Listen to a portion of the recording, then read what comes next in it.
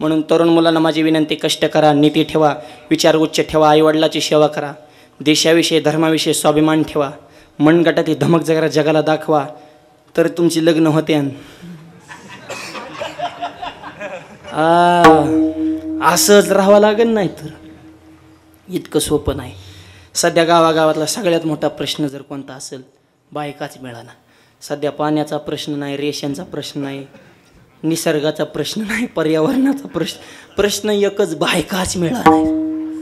पोरांच्या बाबतीत निवळ हँग झाले ते आम्हालाच म्हणतात, महाराज आमच्या पोराला पोरगी बघा. तुझं गायबानं त्या लायकीचं आहे का? खैर कुणीकडे बेकार भाजणं बोंबलत फिरतंय, त्याला अक्कल नावाची गोष्ट आहे का? त्याला कोण बायको देईन र? काय योग बोंबलत फिरायचं? ही चित्री माणसं आहेत. आणि पोरांना तर काय सांगावं तुम्हाला. आणि पोरांचे बाप बळच उग काय नाही, आल त्या परवा दिवशी पाहून आमच्या पोराला, आम्हालाच पसंत नाही, टाप हाणू नको, आलीच नव्हती. तुला विचारलंच नाही ना कुणी हे विषय, तो हाताळलाच कस काय बो? त्याला सहज राम राम घातला तरी पोरातच आरा, पण ह्या विषयाला आम्ही हातच घातला नाही. तू आलते, अरे आलेच नव्हते, आले नाहीत, येणार नाहीत, काय काय म्हणतात. आणि काय काय काय म्हणतात, आलते बरं का, जेवण वगैरे भरपूर कचून खाल्लं त्यांनी, आणि परत म्हणले रिप्लाय देतो, म्हणले कळवतो. त्यांचा अजून रिप्लायच नाही. म्हणलं त्यांचा रिप्लाय येत नसतो, तो मोबाईल स्विच ऑफ करून टाक. रिप्लायच्या जोगं तुझं पोरगच नाही तर ती तरी काय रिप्लाय द्या त्यान बुवा. लय अवघड झाले.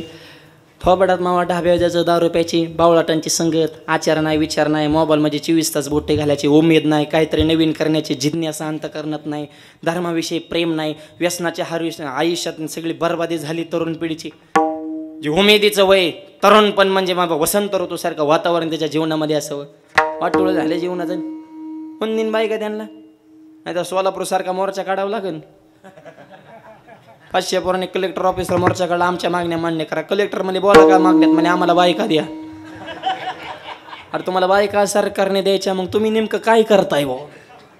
क्वालिटी कमवा, काहीच नाही करता आलं तर आमच्या पार्टीचा मेंबर व्हा, माळण बुका, तरी लग्न होते. एवढा एक पर्याय राहिला शेवटचा तुमच्याकडं, माळण बुका.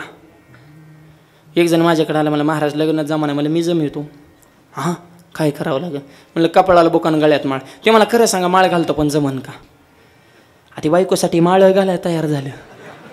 ती मनात म्हणलं जाळ झाला, अशा कार्य करायला होण्या, पण बायको भेटन. आणि मी म्हणलं जमू नाही तर नाही जमू, पण माळ करी वाढन. म्हणजे त्याच्या डोक्यात वेगळं गणित, माझ्या डोक्यात वेगळं गणित. मी म्हणलं आण माळ. त्याने बारीक मण्याची माळा म्हणले, बारीक मण्यावर लग्न जमत नाही, मग टप्पऱ्या मण्याच्या माळा. एवढ्यालाच म्हणे कचाकच म्हणे हटकाला ऋताचा झोपताने म्हणायचा लय ऋतात ये. मी म्हणलं लग्न हा मग ऋतून द्या. बुका लावायचा बारीक, मला मोठा लावणार, मला कपाळ काळ होईन की लग्न लावतो. गेंदन बुखान धोतर नेहरून टोपीन असा पांढरा शुभ्र बगळा बनवला. हा कुठे कीर्तन गेलं की मी पुढं तेव माग, मी पुढं तेव माग, काय दिसन तीच पुढं मी महाग.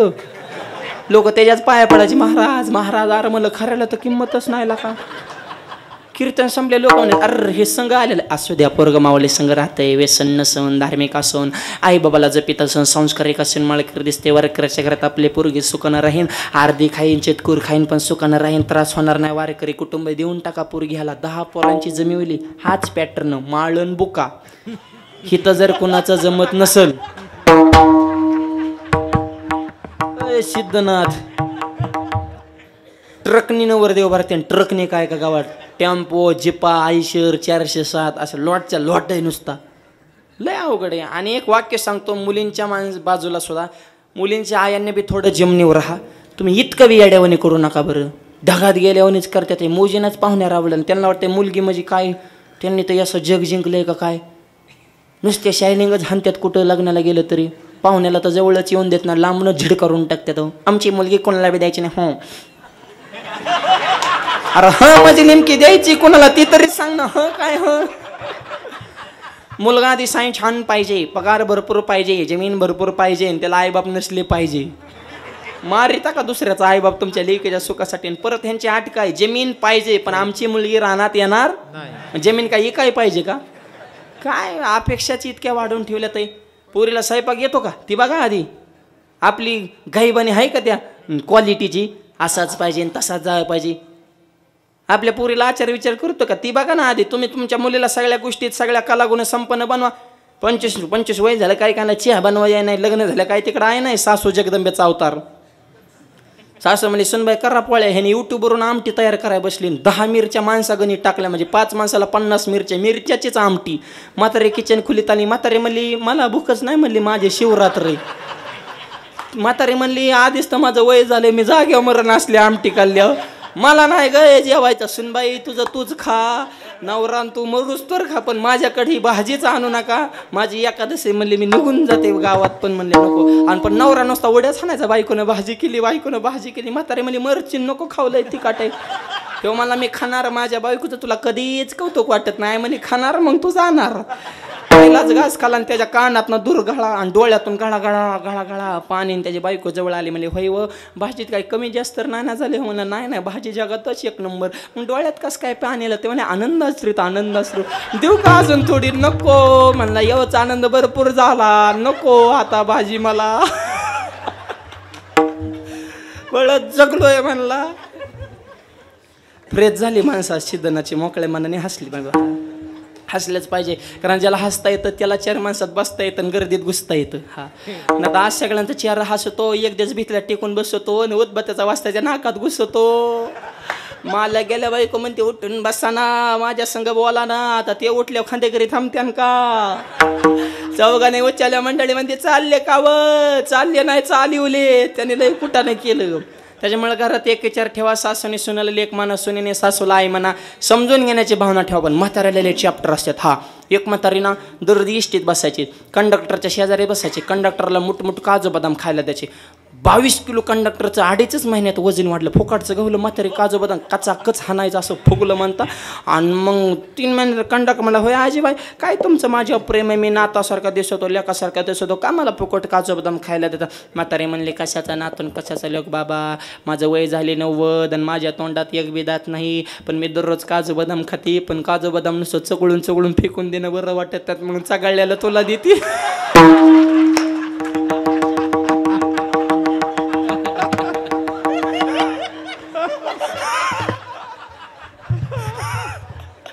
त्यांनी चालू इष्ट नवरी झाला म्हणला, नोकरीचा म्हणला, काही नोकरी करेन पण म्हातारीच्या नादी लागणार ना. असल्या म्हाताऱ्याची चॅप्टर येतलो.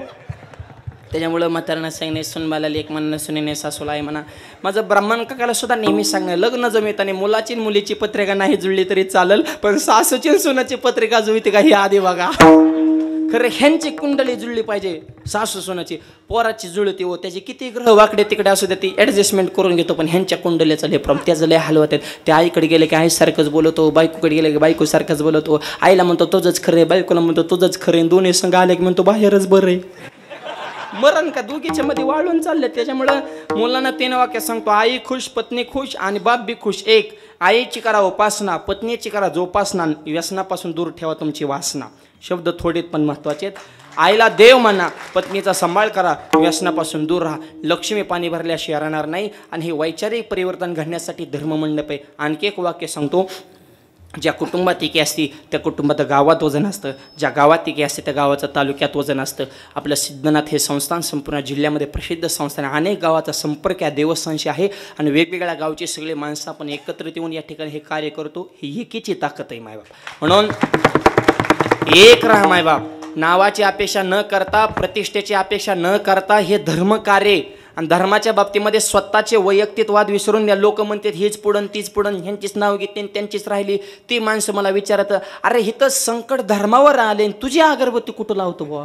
संकटाची लेवल काय चालू आहे, आपल्या अपेक्षाची लेवल, ह्याचं प्रत्येकानं हिंदू धर्मातल्या व्यक्तीने चिंतन करणं गरजेचं आहे. सध्या जग कुठं आहे, त्या बाबतीत आपण कुठं आहे. सगळ्यात महत्त्वाचं एकीची ताकद. म्हणून समाजकारणातली, राजकारणातील, धर्मक्षेत्रातले, संप्रदायातील महिला असतील, पुरुष असतील, तरुण पिढी असेल, सगळ्यांनी एक जीवानं हे धर्मकार्य आपल्या खांद्यावर घेतलेलं आहे. अशीच आपल्या सर्वांची एकी आबादित राहावी. आणि हे करत असताना अखंड भगवंताचं नामचिंतन आपल्या मुखामध्ये जर असेल तर मग काय न हे बाधा कामगुरुजनाची काम करत गेले की आपोआप माणूस शांत होतं. शांती खडग हाते. आणि मग होतं काय, काळा शेते नाग येते. हे सगळं कशामुळे झालं? अहो भगवंत आमचा सखा झाला अभंगाच्या शेवट. कामाले दाताचा